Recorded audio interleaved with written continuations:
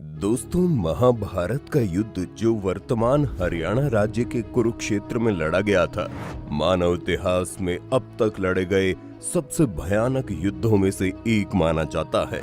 धर्म ग्रंथों के अनुसार ये युद्ध इतना विनाशकारी था कि केवल 18 दिनों तक चलने के बावजूद इसमें लगभग 80% भारतीय पुरुष आबादी की मृत्यु हो गई थी। महाभारत ग्रंथ के 1/4 से अधिक हिस्से में मात्र इस युद्ध का वर्णन किया गया है।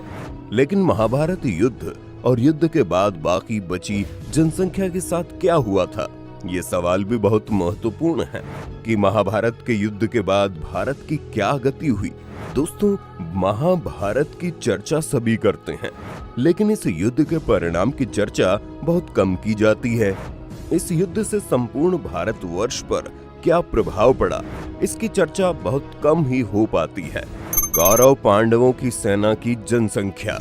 श्री कृष्ण की एक अक्षौहिणी नारायणी सेना मिलाकर कौरवों के पास 11 अक्षौहिणी सेना थी, तो पांडवों ने 7 अक्षौहिणी सेना एकत्रित कर ली थी। इस तरह सभी महारथियों की सेनाओं को मिलाकर कुल 45 लाख से ज्यादा लोगों ने इस युद्ध में भाग लिया था। उस काल में धरती की जनसंख्या ज्यादा नहीं थी। यदि हम वर्तमान समय में 7 अरब जनसंख्या से तुलना करें तो आज विश्व की सभी सेनाएं मिलकर 1 करोड़ होगी। लेकिन उस काल में जनसंख्या इतनी नहीं थी। तब क्या हम ये अनुमान लगा सकते हैं कि 3112 ईसा पूर्व धरती की जनसंख्या कितनी रही होगी? ये वास्तविकता के करीब हो सकता है और नहीं भी। लेकिन यदि 1 करोड़ लोगों ने युद्ध में भाग लिया होगा तो निश्चित ही कम से कम भारत की जनसंख्या 5 से 6 करोड़ के बीच तो रही होगी। दोस्तों, 45 लाख की सेना के बीच महाभारत का युद्ध 18 दिनों तक चला और इस युद्ध में कुल 18 योद्धा ही जीवित बचे थे। महाभारत के युद्ध के पश्चात कौरवों की तरफ से 3 और पांडवों की तरफ से 15 यानी कुल 18 योद्धा ही जीवित बचे थे, जिनके नाम हैं कौरव के कृतवर्मा, कृपाचार्य और अश्वत्थामा, जबकि पांडवों की ओर से युयुत्सु, युधिष्ठिर, अर्जुन, भीम, नकुल, सहदेव, कृष्ण और सात्यकी आदि। हालांकि इतिहास के कुछ पन्नों के अनुसार महाभारत के युद्ध में 39,40,000 योद्धा मारे गए।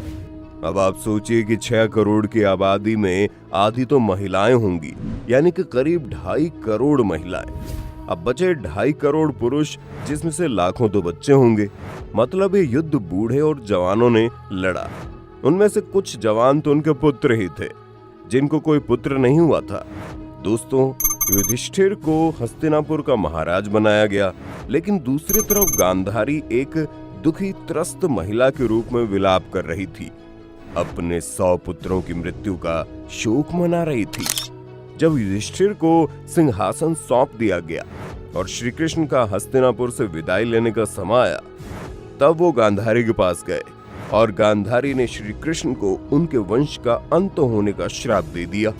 उसके बाद 5 पांडव राजकाज के साथ अपने ज्येष्ठ पिता धृतराष्ट्र, बड़ी माँ गांधारी और माता कुंती की दिन रात सेवा किया करते थे।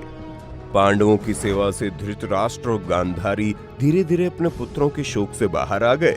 इसी तरह 15 वर्ष का समय बीत गया। तब एक दिन धृतराष्ट्र ने युधिष्ठिर से कहा कि युधिष्ठिर, अब हम अपना बचा हुआ जीवन वन में बिताना चाहते हैं, इसलिए हमें जाने की आज्ञा दो। अपने ज्येष्ठ पिता की बातों को सुनकर युधिष्ठिर दुखी हो गए, परंतु विदुर के समझाने पर उन्होंने धृतराष्ट्र सहित गांधारी, माता कुंती और विदुर को वन जाने की आज्ञा दे दी। उसके अगले दिन धृतराष्ट्र, गांधारी, कुंती, विदुर और संजय सन्यासी का रूप धारण कर वन को प्रस्थान कर गए। पांडवों का अपनी माता से मिलना। 5 पांडव अब हर समय अपने प्रजा की सेवा में लगे रहे थे। पांडवों की सेवा से हस्तिनापुर की प्रजा तो खुशहाल थी, लेकिन अपने युद्ध में विधवा हुई स्त्रियों के शोक में अक्सर रोया करती थी, पर इसका आभास अपने राजा को न होने देती। कुछ समय बाद एक दिन पांडवों में सबसे छोटे सहदेव को माता कुंती से मिलने की इच्छा हुई। सहदेव ने अपनी इच्छा शेष 4 पांडवों से जाकर कही। सहदेव की बातें सुनकर शेष 3 पांडव भीम, अर्जुन, नकुल और उनकी पत्नियों के मन में भी माता कुंती से मिलने की इच्छा जागृत हो उठी।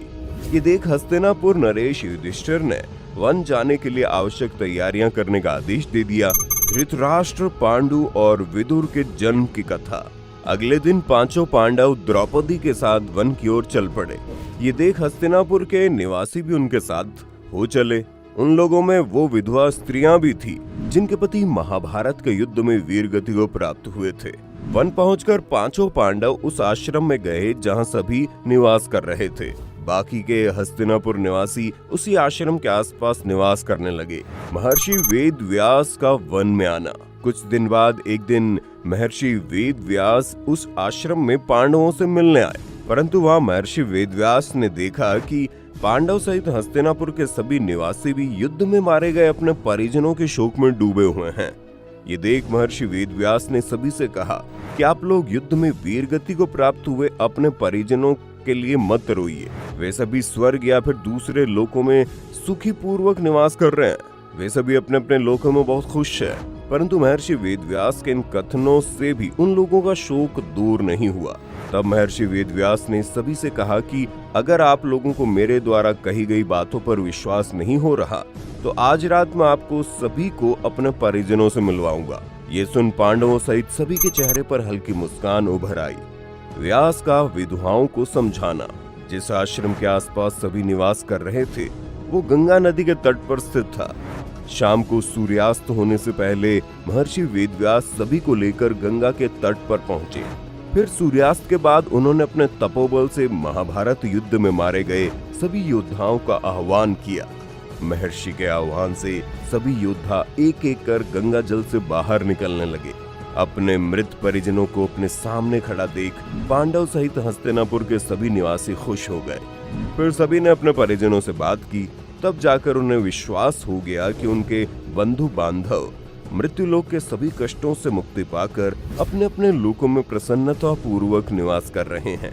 इसके बाद सभी के मन जो अपने परिजनों के लिए शोक में व्याप्त थे वो समाप्त हो गए। विधवाओं का परलोक गमन। कुछ समय बाद युद्ध में मारे गए योद्धा एक एक कर गंगा जल में डुबकी लगाकर अदृश्य होने लगे। ये देख महर्षि वेदव्यास ने विधवा स्त्रियों से कहा कि जो स्त्रियां अपने पति के साथ उनके लोक में जाना चाहती है वो गंगा के इस पवित्र जल में अपना जीवन त्याग कर जा सकती है। महर्षि के इतना कहते ही सभी विधवा स्त्रियों ने गंगा के जल में डुबकी लगाकर अपने जीवन को त्याग दिया और सभी अपने अपने पति के लोक में चली गई। महाभारत युद्ध के परिणाम स्वरूप पांडव संख्या में कम होने के बावजूद जीत गए और कौरव संख्या में पांडवों से कहीं अधिक होने के बाद भी हार गए।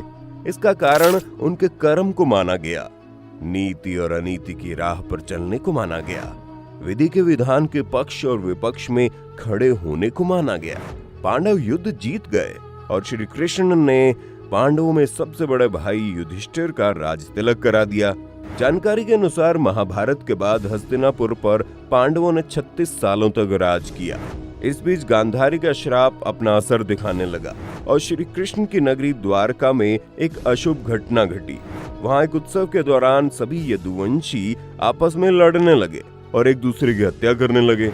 ये घटना सोमनाथ के समीप प्रभास क्षेत्र में घटी। दोस्तों, प्रभास क्षेत्र में यदुवंशियों के एक दूसरे को मार डालने के बाद पहले बलराम जी अपने लोक को वापस चले गए। इसके बाद श्री कृष्ण वहीं प्रभास क्षेत्र में एकांतवास में रहने लगे।